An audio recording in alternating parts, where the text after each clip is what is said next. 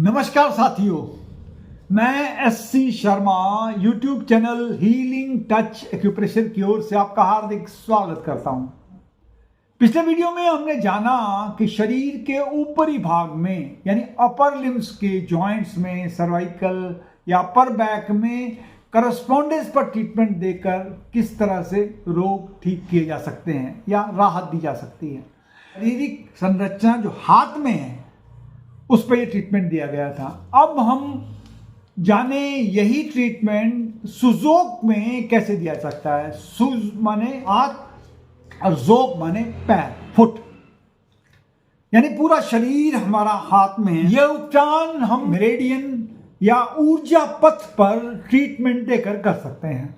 हमारे इस ऊर्जा पथ में एक्यूप्रेशर पॉइंट या ऊर्जा बिंदु होते हैं जहां पर हमें ट्रीटमेंट दिया जाता है। हमारे पहले जान लें ये मेरिडियन क्या है। 12 ऊर्जा पथ हैं जिन्हें मेरिडियन कहते हैं। उसमें से 6 ऊर्जा पथ ऊपर से नीचे की तरफ जाते हैं और 6 ऊर्जा पथ नीचे से ऊपर की तरफ आते हैं।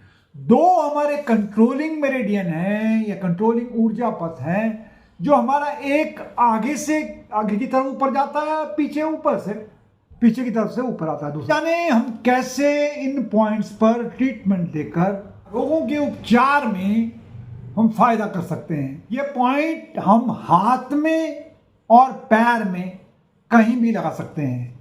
सबसे पहले जाने रीढ़ की हड्डी में अगर कोई समस्या आ रही है, दर्द है, यानी स्पाइन में, अपर लोअर स्पाइन में भी दर्द है, तो उसमें हमें सबसे पहले यूरिनरी ब्लैडर नंबर 62 सेडेट करना है, उससे हमको फायदा होगा। अगर हाथों में और पैरों में, हैंड और फुट में कहीं पर दर्द हो रहा है तो गवर्निंग वेसल 14 और लार्ज इंटेस्टाइन 11 को सेडेट करेंगे तो उससे हमको फायदा मिलेगा। अगर हमारे रिब्स में या पसलियों में कहीं पर भी दर्द हो रहा है, ऐसे केस में हमें TW6 और यूरिनरी ब्लैडर नंबर 57 को हम सेडेट करेंगे तो उससे हमको काफी फायदा मिलेगा। अगर शोल्डर पेन हो रहा है यानी कंधे में, कोई भी कंधे में दर्द हो रहा है, इसके लिए हमें लार्ज इंटेस्टाइन 1, लार्ज इंटेस्टाइन 15 और लंग्स 7 को पॉइंट्स को सेडेट करेंगे तो उससे फायदा होगा। अगर हमारे इनमें बाजुओं में या शोल्डर में स्टिफनेस आ गया है, अकड़न आ गई है, तो हमें TW1 सेडेट करेंगे तो उस अकड़न में हमें काफ़ी फायदा मिल सकता है। अगर हमारा टेनिस एल्बो हो गया तो टेनिस एल्बो के केस में हमें LI12 को सेडेट करेंगे तो उससे हमको काफ़ी फायदा होगा। अगर हमारे हाथों में पेन है, एल्बो में पेन हो रहा है, तो ऐसे केस में हमें LU5 और H3 को सेडेट करेंगे, इससे हमको फायदा मिलेगा। अगर हमारे हाथ में और रिस्ट में अगर कहीं पेन हो रहा है, हाथ में और रिस्ट में, ऐसे केस में हमें LI3 और LI5 सेडेट करेंगे, उससे हमको फायदा मिलेगा। अगर हमारे पूरे हाथ में, आर्म्स में और हमारे शोल्डर में दोनों जगह दर्द हो रहा है, ऐसे केस में लार्ज इंटेस्टाइन 11 और लार्ज इंटेस्टाइन 14 को हम सेडेट करेंगे, उससे हमको फायदा मिल रहा है।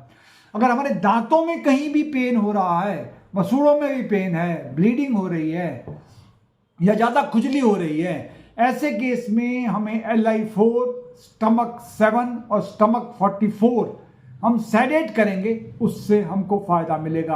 अगर हमारे अपर बॉडी में कहीं पर भी पेन हो रहा है तो हमें लार्ज इंटेस्टाइन LI4 में हमें सेडेट करना होगा।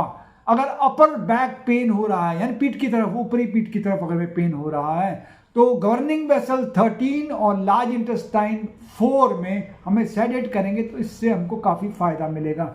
अगर हमें चेस्ट में और रिब्स में यानी आगे के पोर्शन में अगर दर्द हो रहा है तो हमें ट्रिपल वार्मर 5, P7 और ट्रिपल वार्मर पॉइंट को सेडेट करेंगे, तब हमें इसमें काफ़ी फायदा होगा।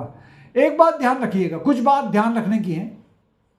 जैसे जब भी पॉइंट लगाएं कम से कम 8 से 10 घंटे तक लगे होने चाहिए, नंबर 1।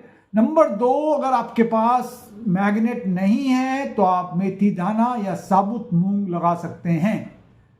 नंबर 3, एक बार दाना लगाने के बाद दोबारा उन दानों को नहीं लगाना है। जैसे आपने निकाल दिया उसे फेंक दीजिए, फिर उसके बाद नए दाने लगा दीजिए। अगर आप रंग लगा रहे हैं तो कम से कम 4 से 6 घंटे तक रंग तो लगाने हैं। आप पॉइंट लगाने जा रहे हैं तो आपको पहले उन पॉइंट्स में पेन से, पेंसिल से, अंगूठे से, उंगली से, किसी भी चीज से उस पॉइंट को स्टिमुलेट कर दीजिए, यानी स्पंदन कर दीजिए। उसके बाद आप पॉइंट लगाएंगे तो बहुत पॉइंट असरकारक होंगे। अगर किसी के पास मैग्नेट नहीं है तो वो मेथी दाना या मूंग दाना लगा सकते हैं।